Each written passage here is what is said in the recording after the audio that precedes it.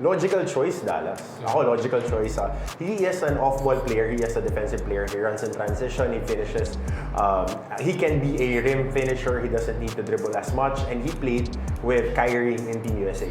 That's number one. And number two, there's no tax. There's no state tax in Dallas. So you might as well go to Dallas or Houston if you want to make as much money. And there's a fine print on that trade. If he would go to a team, he will exercise his opt-out clause in his contract. So, pwede siyang umalis, pero pag nanalo, syempre, he might stay.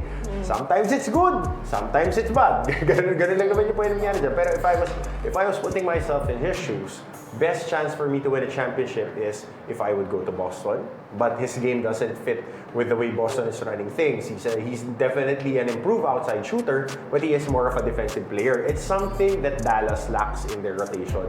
A perimeter defender that can blanket the deficiencies of Luka Doncic defensively na kaya niyang pumick up ng point of attack ng koponan ng kalaban. Ako, I'm agreeing with Coach Hammer, no? If you want to win right now, like Jimmy Buckets right now, we mentioned 3 teams, pero if we're just talking about those 3 teams, there are 2 out of the 3 teams that has a really high chance of winning if you want right now. And again, that's number 1, Dallas Mavericks. And number 2, pwede sa amin yan. Pwede sa amin yan. Pwede sa amin yan.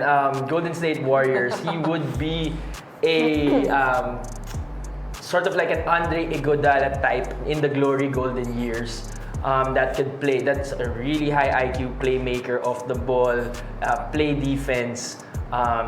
Golden State will have to lose a bunch, but that's fine because we need to savor how many years Draymond and Steph has, and maximize on that. For the Rockets, I think it's not a win right now. Yes, they're doing pretty well. They have a high chance of really being successful in the next 3 to 5 years.